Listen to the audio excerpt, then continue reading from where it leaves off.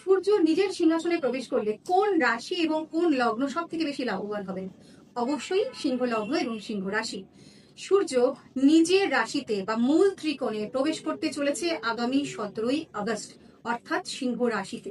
সুতরাং আপনার অর্থাৎ সিংহ লগ্ন এবং সিংহ রাশির জন্য আগামী 1 মাস নিয়ে আসছে সুখবর। আপনার আত্মবিশ্বাস, আপনার নাম যশ, আপনার প্রতিপত্তি, আপনার পদমর্যাদা বৃদ্ধি পেতে পারে এই 1 মাসে। কিন্তু এই 1 মাসে কোন কোন সতর্কতা অবলম্বন করতে হবে সেই বিষয়ে আজকের ভিডিও। নমস্কার, আমি আচার্য সোনালী শাস্ত্রী, ঋষিবাণী ইনস্টিটিউট অফ বৈদিক অ্যাস্ট্রোলজির অধ্যাপিকা, বাস্তুবিদ এবং নিউমারোলজিস্ট।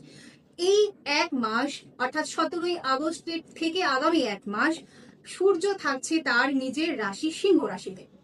কিন্তু এই রাশিতেই আগের থেকে অবস্থিত ছিল কেতু, এবং কুম্ভ রাশিতে অবস্থিত আছে রাহু, এবং তার সপ্তম দৃষ্টি পড়ছে আপনার লগ্নে।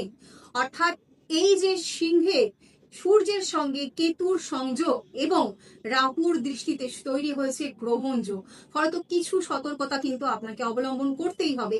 এই 17 তারিখ থেকে 30শে আগস্ট পর্যন্ত সূর্য থাকছে মহা নক্ষত্রে, অর্থাৎ কেতুর নক্ষত্রে। এই দিন পর্যন্ত কিন্তু সতর্কতা অবলম্বন করতে হয়। কোন কোন বিষয়ে সেটা জেনে নেব। আপনার বাবার শরীর স্বাস্থ্যের বিষয়ে কিন্তু বিশেষ যত্নবান হতে হবে।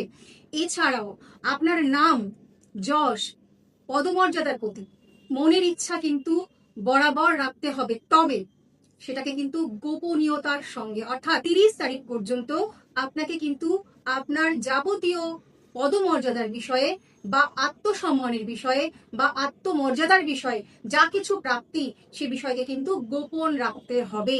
কেতু বিচ্ছেদ কারক গ্রহ, কেতু বৈরাগ্যের কারক গ্রহ। সুতরাং এই একটি মাস আপনার মূল মন্ত্র হবে কিন্তু বৈরাগ্য। সুতরাং এই একটি মাসে কোনো কিছুর ক্রেডিট আপনি নিজের থেকে চাইবেন না। আপনি ক্রেডিট অবশ্যই পাবেন, কিন্তু নিজের থেকে কিন্তু কোনো ক্রেডিট আপনি চাইবেন না।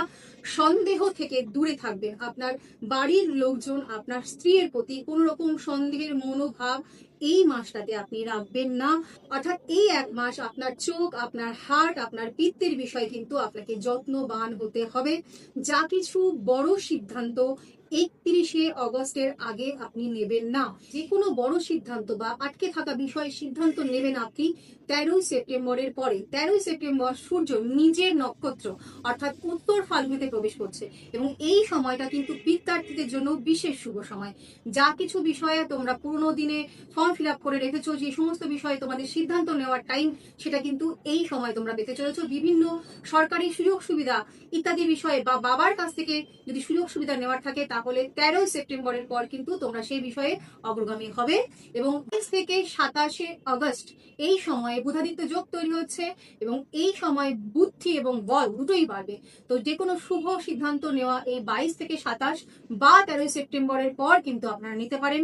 ভালো থাকুন, সুস্থ থাকুন, এবং এই একটা মাস অবশ্যই সূর্যের আরাধনা করতে ভুলবেন না। প্রত্যেক দিন স্নানের সময় সূর্যকে অর্ঘ্য দিন, লাল ফুল দিন, সূর্যের গায়ত্রী মন্ত্র পাঠ করুন, এবং নিজের বাবা এবং পিতৃস্থানীয় ব্যক্তির কিন্তু অবশ্যই সম্মান বা শ্রদ্ধা জ্ঞাপন করতে ভুলবেন না। নমস্কার, ভালো থাকবেন।